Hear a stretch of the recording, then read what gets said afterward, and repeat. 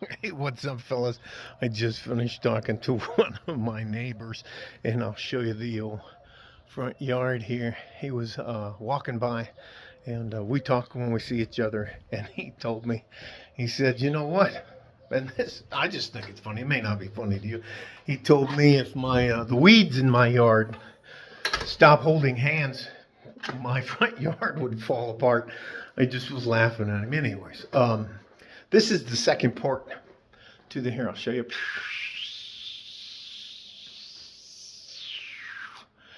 That's the hallway to the front door, living room, kitchen, and we're headed outside.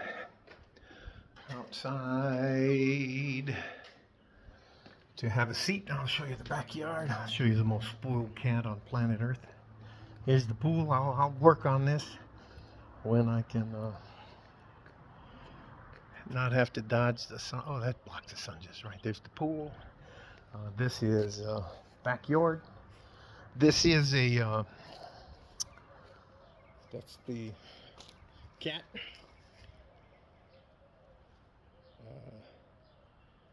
Okay. Whatever that is. We grow cilantro, which is that's cilantro, and the sunflower seeds are coming up.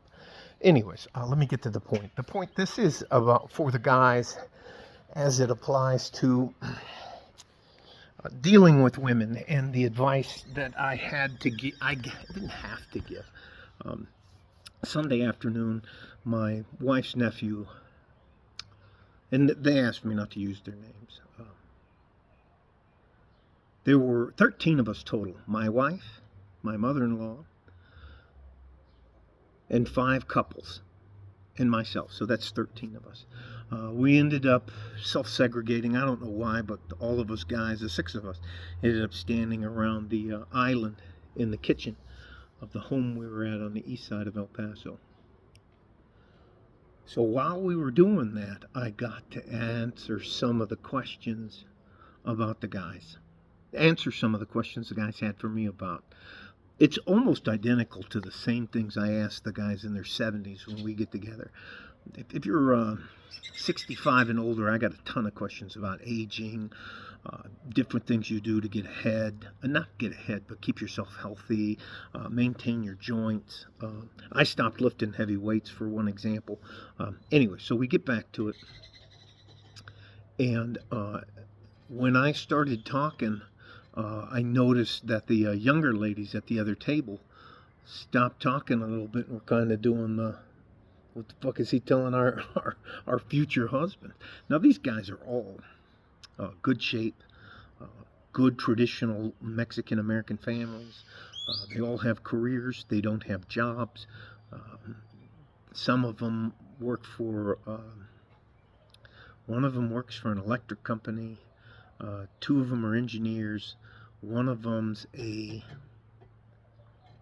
software engineer. He works for a military company, a company that does military industrial products. And the other one I can't remember. He's an entrepreneur. So when they asked me honestly what I told them, the first thing I said, if you intend to be serious with the woman, or you're even going to live with her, you need to have some type of formal contract. And it got pretty quiet in the place. And my wife was like, she's like, no. Anyways, but I just told him, I said, you have to have the ability to protect yourself and the things that you've worked so hard for. And I preface it, and that any relationship is a contract. It's like a business contract, and we're not in business to lose half of everything we have.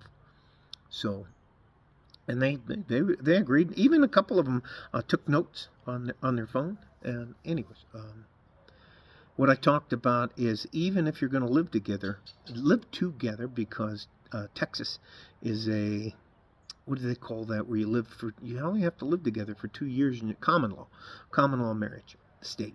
Anyway, so get to the point. I encourage them to have an attorney set up a contract. If it's not marriage and you're just going to live together, then it just needs to be a contract, like a business contract.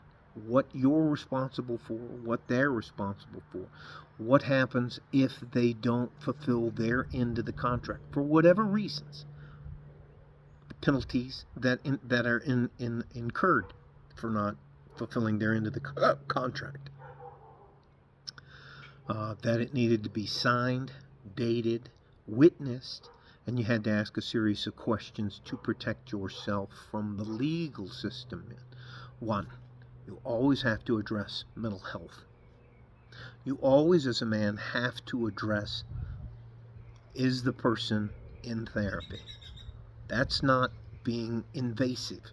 That you have a right to know if the person you're getting involved with has mental deficiencies or mental issues. It can be depression, it can be any number of things. If that's a yes, then you need to know, are they on medication? Because to default and make you the aggressor or the bad guy, they can say, I really didn't know what I was doing, I didn't know what I was signing, I was under duress. All of those questions need to be asked. Are you in mental health therapy? Yes or no? Are you on medication for mental health? Yes or no?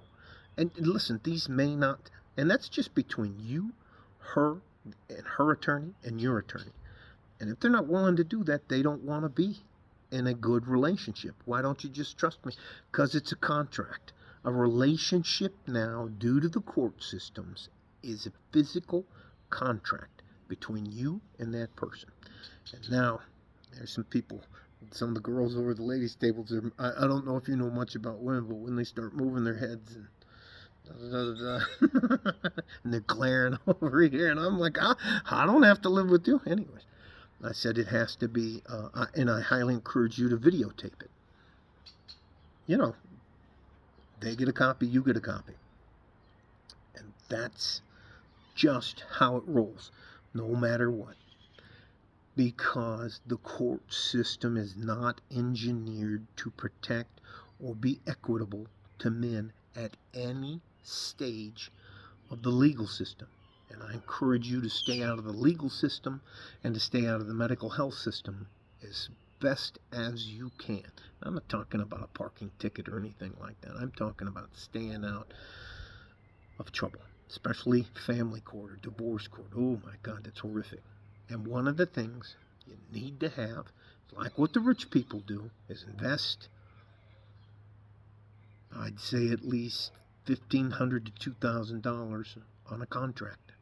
And that includes a prenuptial if you intend to get married. Now, 3 of these guys are already formally engaged. And that's a big formal process for a Mexican-American family. That bird's a pain in the ass. Anyways, so moving on. And they asked me, these guys are asking me questions about aging, and I told them about lifting weights. I said, if I would have known about not lifting as heavy amount of weights, or doing a few more reps, or doing body weight reps, or box jumps instead of some of the high impact. And I told them about not using the knee extensions because it creates shear on your knees. We talked about shoulders, and I don't use my 45-pound free dumbbells anymore. They're actually 90 plus pounds because it's 45 on each end. Anyways, I don't want to digress too much. We talked about food. We talked about bills, we talked about budgeting, we talked about stocks, we talked about computer share. I mean, we must have talked for 5.5, 6 hours. And they asked a lot of questions concerning how to get ahead. And I told them, honestly, if I could go back, I think I would have rather had jobs or career that I enjoyed and made less money than the way I went about it. I wasn't forced in the military. I was given the opportunity to join the military or go to jail for a very long time, and that was my fault. It allowed me to straighten out my life, but that is not the way things work now. in the military with something called DEI, diversity, inclusion, and integration, I guess it is, or something like that. Integrity, I don't know what the hell it is. But anyway, on to the point. All that to say this to you guys. It's not rocket science, but I think the worst thing you could do as a younger man is not understand how to protect yourself physically, financially, spiritually, and relationship wise. Any relationship, whether it's business or personal, is a contract, and therefore you should have a contract that protects you and your interests. Your interests. Interests? Interest. You're looking at the Detroit public school system at work here. Anyways, what was I going to say about the contract? Slipped my mind. Love you guys. Stay safe and healthy. Take care of each other if you can. And if you can't, you have to take care of yourselves. You are actually the prize. And there's fewer of us men on planet Earth. And that means that if you cut that down, there's fewer young men. And then you cut that down, there's fewer good young men. And you cut that down, there's fewer good young men who are willing to work hard to get where they want to go. So, if I can help you, I will do what I can. I'm not doing this for money. I don't monetize anything. I'm not selling anything. You don't owe me anything. I do, but here's my selfish reason, my honest selfish reason for this. I do not want men in the country of the United States or Mexico or Canada to think that there's nobody out there that doesn't give a shit about them. And that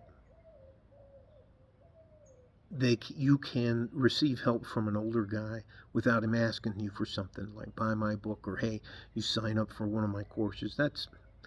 I've never understand how somebody in the manosphere, the Red Pill Society or community, and the Men Can Go Their Own Way could have all of these tiered programs or conversations that they're willing to have, but you have to pay for my time.